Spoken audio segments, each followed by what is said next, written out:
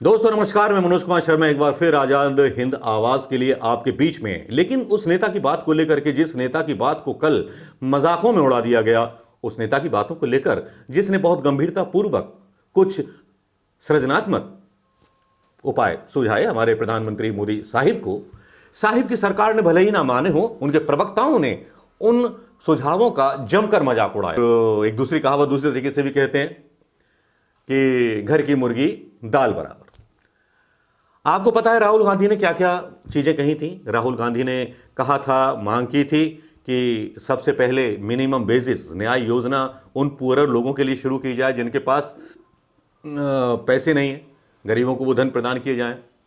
उद्योगों को, सूक्ष्म लघु एवं मध्यम इंटरप्राइजेस के लिए आर्थिक पैकेज दिया जाए, किसानों के लिए पैकेज की घोषणा की जाए, हॉट स्पॉट की पहचान करने और उसे नियंत्रित करने के लिए निरंतर टेस्ट बढ़ाए जाएं, राज्यों और मुख्यमंत्रियों को शक्तियां दी जाएं, गोदामों में स्टोरेज जितना भी अनाज है वो गरीबों के बीच बांटा जाए क्योंकि सरप्लस होने वाला है। ये जो सारे सुझाव सरकार को दिए थे, पता नहीं इंग्लिश में भाषण दिया था तो स्पेन के सरकार को समझ में आ गया और हमारे हिंदुस्तान की सरकार की समझ में आने वो मुश्किल ही है ना भाई। क्या आशा करते हैं, वो तो माँ की, बहन की और दुनिया भर की लगा देते हैं यार। सबकी भक्त तो इसी कमाल की चीज़ है। और नेताओं को तो आप पता ही है, नेता तो हैं ही हमारे जालिम नेता हैं, भारतीय जनता पार्टी के समर्थक और भक्त, गालियां देने में भी होशियार और मीन मेख निकालने में भी होशियार। लेकिन स्पेन ने शायद उस बात को सुन लिया और अपने यहाँ गरीब लोगों के लिए मिनिमम पुअर स्कीम लागू कर दी। जो राहुल गांधी के सुझाव थे वो वहां लागू कर दिए गए।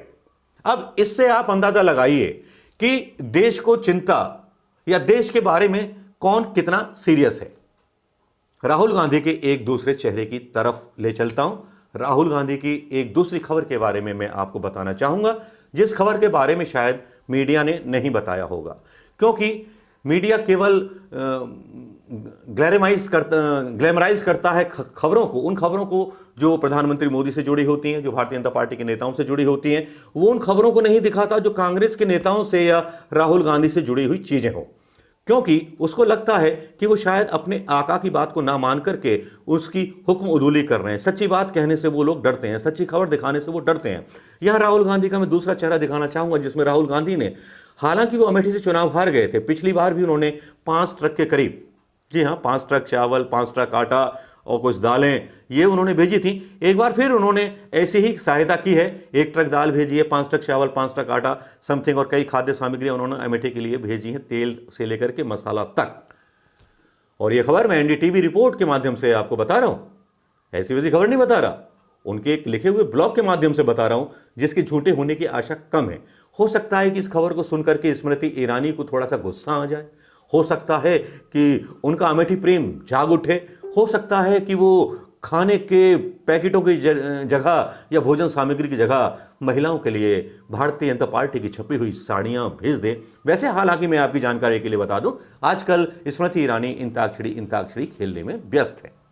तो भाई स्मृति जी उधर इंताक्षरी खेल रही हैं, उधर राहुल गांधी का जो जीता हुआ संसदीय क्षेत्र है वायनाड, वो कोरोना की लड़ाई में नंबर 1 बन जाता है। और अमेठी में राहुल गांधी का रिश्ता, वो पारिवारिक रिश्ता फिर भी बना रहता है, जिसके बारे में वो बातें करते रहते हैं और जिसको वो अपना मानते हैं, वहां आज भी वो सहायता पहुंचा रहे हैं। वहां उस नायक की, उस लोक नायक की नजर आज भी है जो उसका पुराना संसदीय क्षेत्र था। दोस्तों, राहुल गांधी पे ये खबर कैसी लगी, कैसा लगा ये वीडियो, बताइएगा जरूर दोस्तों। नमस्कार, जय हिंद।